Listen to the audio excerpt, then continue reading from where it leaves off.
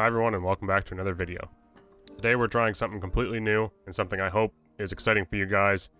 This is episode 1 of what I'm going to call the Gladiator series, where we start a new class, level 1, and the only loot we're allowed to leave with is loot we get from players we've killed.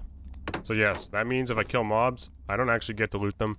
I'm not opening any chests, I'm not breaking any pods, and if a mob actually kills a player that I've wounded or injured, it doesn't count. It has to show up as my kill in the kill feed, or else I'm not looting it. This is not an attempt to make friends because the only way I get out of here with loot is if I drop other players.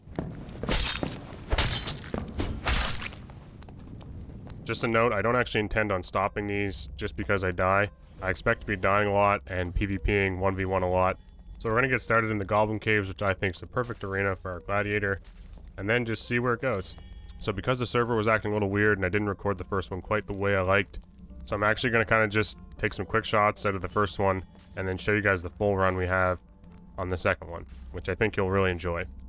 So I hope you like this, and if you do enjoy this, please remember to let me know in the comments or by liking or subscribing, whatever you want to do. I appreciate some feedback on this one. So jumping into game number 1, we actually get an okay spawn. It's not bad, you don't get pressured right away and you can kind of navigate. I almost make my first rule break. I start opening that chest and remember, oh yeah, right, I am doing a challenge here, I can't be super greedy. So I think just to get this thing rolling, one of the biggest things Slayer adds is the ability to kill mobs a little faster. Iron Sword's a great weapon, just starting damage is poor on any starter weapon. I'm gonna break through a few wooden objects here, and then arrive at a room that's really awful as a solo player. So we elect just to go a different route, and try our luck in this room, which is a little better, but death beetles can be a pain in the ass. Luckily this one misses his 2 attacks, and I make it out free of damage. Behind our next door we get what could be our first combatant. I mean, the whole nature of this is I have to kill people to get loot, so he starts off with his crossbow. He ends up missing, which gives us an opportunity to just pounce on this guy. We are going to quickly pop Adrenaline Rush and try to get it to carry us through this fight.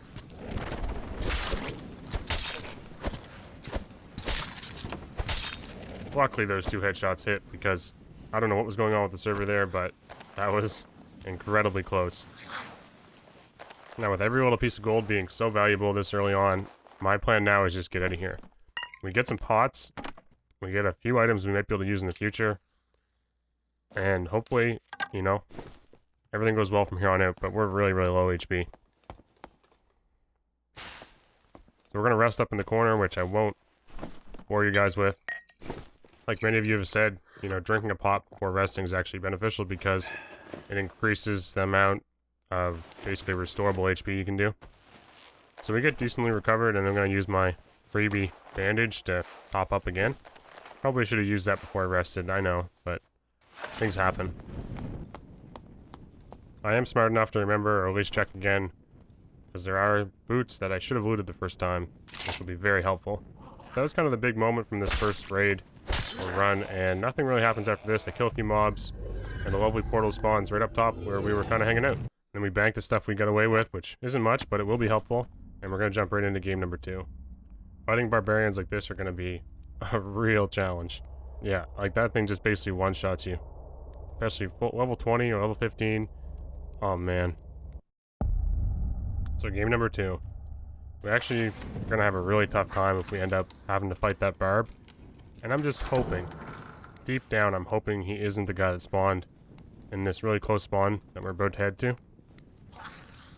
I always go this way when I spawn here because if you end up going to the middle, getting attacked by the ranger that spawns right there, the goblin archer, and then someone comes out of this door with a bow, and there's definitely someone there, then you're screwed. You're kind of stuck out in the open. So I always just push this way and hope that they take some damage from the mobs, and maybe we can kind of get a quick kill here.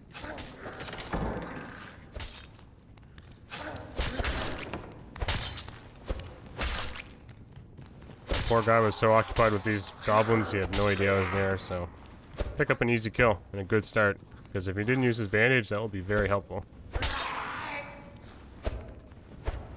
It's so annoying sometimes to aggro on those guys. Somehow this guy actually had picked up a surgical kit. I don't know if he brought that with him or he found it in the chest nearby. a pretty big find. Surgical kit and a bandage is a really good start. Very, very useful.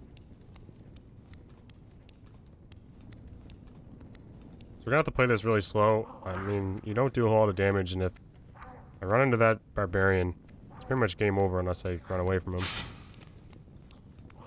I end up spotting another guy right away. Hopefully he isn't too cruel and chase us down. He seems cool, and we're not gonna take this fight. There's no way. It's extremely hard to hide if you haven't noticed with the torch out, so people are gonna spot you.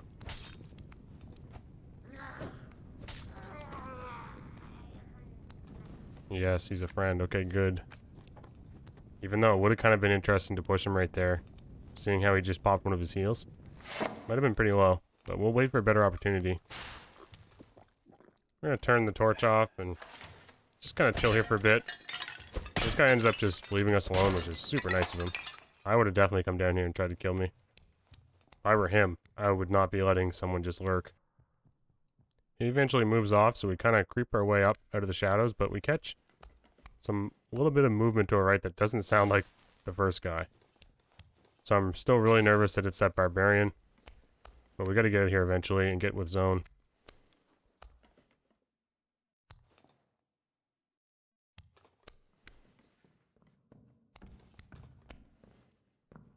Get a barbarian trying to sneak his way in.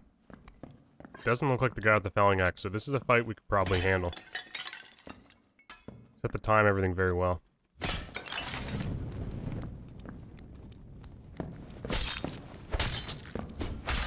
And just like that, sprint, adrenaline rush, but now we got a problem. We're gonna kind of fake friend with this guy and hope kind of just leaves us be. I just really want this loot. So starved of loot. And he's actually gonna go for us like the rogue he is. Thank God we landed those 3 shots, because if I had missed one of those, I don't think it would have had the damage on my starting weapon to take that rogue out. So we have quite a little pile here. And we're like 15, 20 HP. We gotta get some of that back. Zone's gonna push us. Thankfully this guy has some pots, which will help a lot. I then realize I have my surgical kit from earlier, which is huge. Saves me so many meds and so much time. We actually hear another guy close by.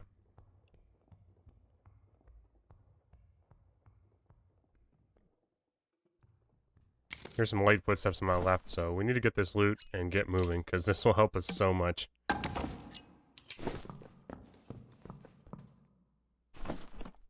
I honestly don't know how I'm going to fit all this in there. It's like this stupid Jenga stuff. When I originally started this, I had the impression that I'd basically sell a lot of these good items, or blue gear, at the trade post.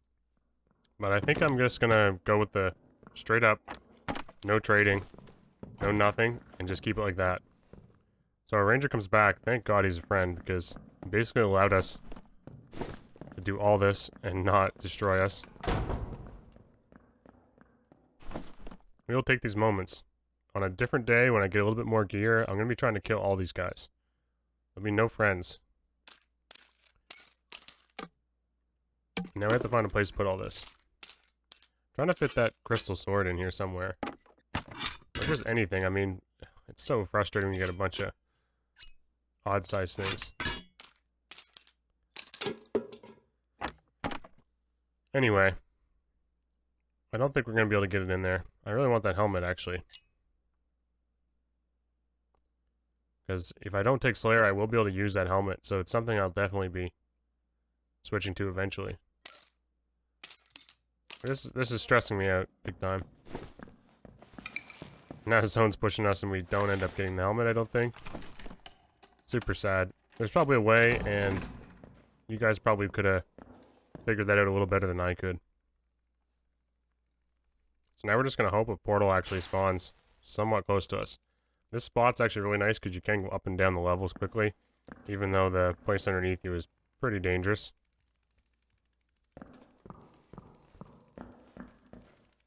We're going to turn some torches off and just hang out for a sec. We do get a guy sprinting around the corner, which could mean another battle. Unfortunately, it's this guy, and he wants nothing to do with us. Cheers to that.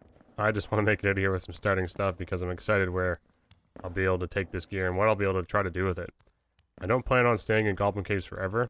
I do want to try the other maps as well, so I just want to get a nice solid base. And I mean, we've got, what, 1 kill the first game and then 3 this game. So 4 kills is some nice loot to get started with, and then we can start maybe mixing things up a little. I'm pretty happy with how this run turned out. We get a portal spawn right beside us, and that ranger who left us over here to live is going to be a little probably sad or frustrated with himself because this definitely would have been his portal. And we're out of there. Perfect. There's our ranger friend.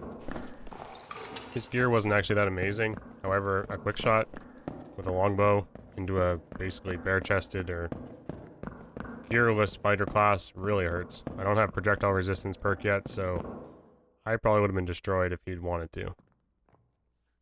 So thanks to him, we actually make it out of here in a couple of good fights. We succeed on run 1 and on run 2. Do not fear, this is not the guy from earlier. This is a different guy who wasn't lucky enough to get a portal. And that happens a lot in Goblin Caves. That's why I like being up high with quick escape routes, or basically paths you can get down to the bottom level quickly with. And there we have it. This is our stash. We're gonna keep most of these weapons because, like the fighter class is known for, you can use everything. So it's super fun to be able to do this and collect gear from other players and end up using it. We will be trying the felling axe. We will be trying the windlass. And I'm still kind of kicking myself I didn't have room for that other helmet. So yeah, you know, 30 or 40 gold, some items. It's a very good start. I'm even tempted that if it gets bad enough, we'll use like rondels and stuff. Anything we have that we can't use the shops, right? So I can sell stuff to them, but I can't actually use them for purchasing anything. Basically just a way to collect money and then never use it. Wow, actually, I said I got like 20 or 30 gold, but some of these items are worth a crazy amount. Okay, I'll take 74 gold. Like I said, I originally thought I'd be using the merchants to buy and trade stuff. Looking at this now and kind of seeing how we did so far getting started, I'm going to try to avoid that at all costs, and if we get really, really down and out, we may switch to buying some small little things to get us through at the shop. So we're going to keep all this stuff and call it a day. That's episode 1, so let me know what you guys think. It's kind of parts of 2 games, and I do have some pretty exciting ones already ready to go in the future. So thank you all, I appreciate it, and I hope you have a lovely time in the playtest.